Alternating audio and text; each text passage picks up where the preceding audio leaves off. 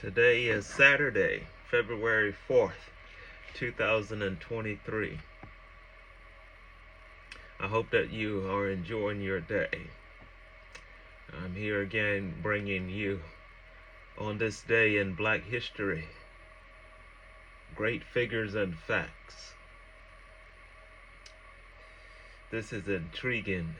I'm learning so much doing this every day, and things that are not readily known to the general public. Maybe these are things that you've never heard about because they were not taught in your mainstream U.S. history classes or textbooks.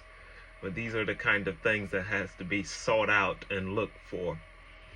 And you have to be willing to do your own research into our history.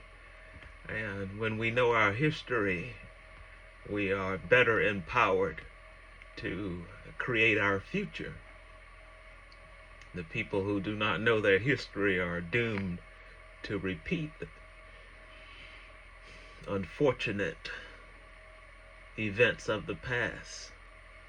But when we know our history, that transforms our self-images, increases our self-efficacy, empowers us, gives us a knowledge base that we know our great leaders, men and women, pioneers who paved the way for us to give us the freedoms that we now enjoy as Black people in America and in the world.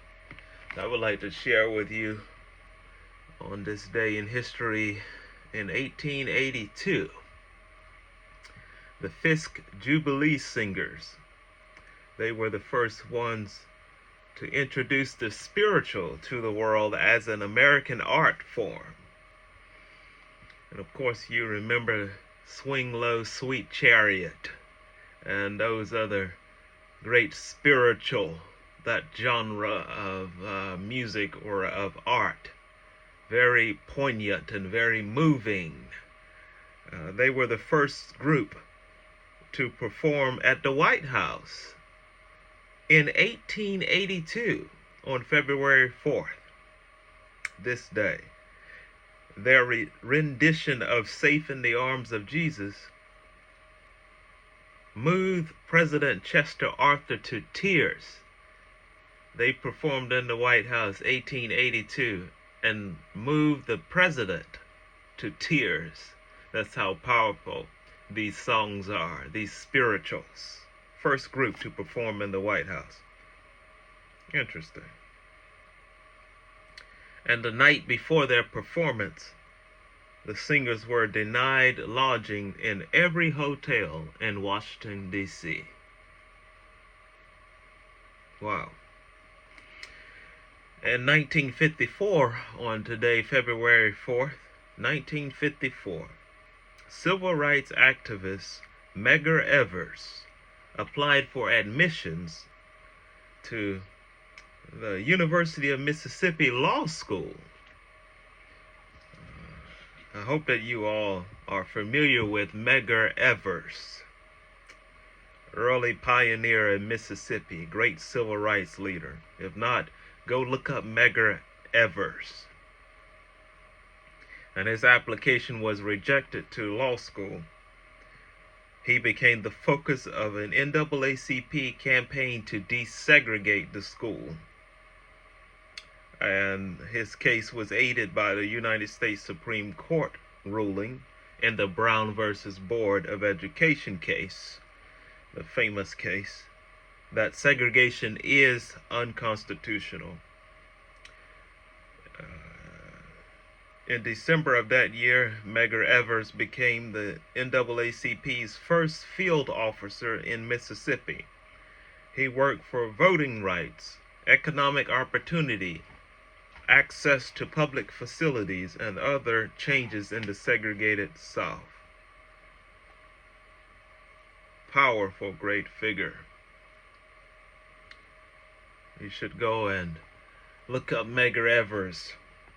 Look at the great things that he did in Mississippi in desegregating the law school, and later he was assassinated, actually.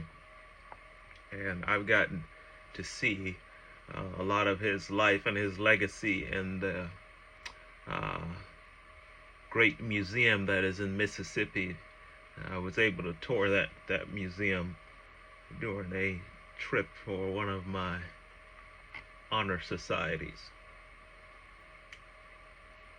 Phi Theta Kappa, when I was regional officer. Phi Theta Kappa Honor Society. Very intriguing. So when some individuals try to claim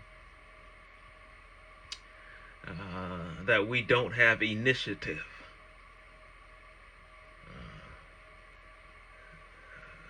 try to indict us about our willingness to learn, about our IQ or our EQ, well, we can tell them that's not true. Those indictments are false, because we've got proof, historical proof, of black people applying to medical schools, applying to law schools, applying to all kind of professions, but they were denied for one reason. They were denied and barred from these schools and these institutions, and now we see the implications of it even today. Okay, we're looking at the generational issues and barriers that were perpetuated because of these early ancestors who had the ability, who were geniuses, but because of the pigmentation of the melanin of the chemical that were in their skin, they were denied from these law schools, from medical schools. But we had the desire, we had the ability, we do have the desire, we do have the ability, we have the intelligence. That's why it's so important that we know our history, that we come from greatness, and we are great. All right, I'm excited to share with you on Sunday more Black history for February 5th. Very intriguing facts and figures coming up tomorrow. Stay tuned. Have a good day.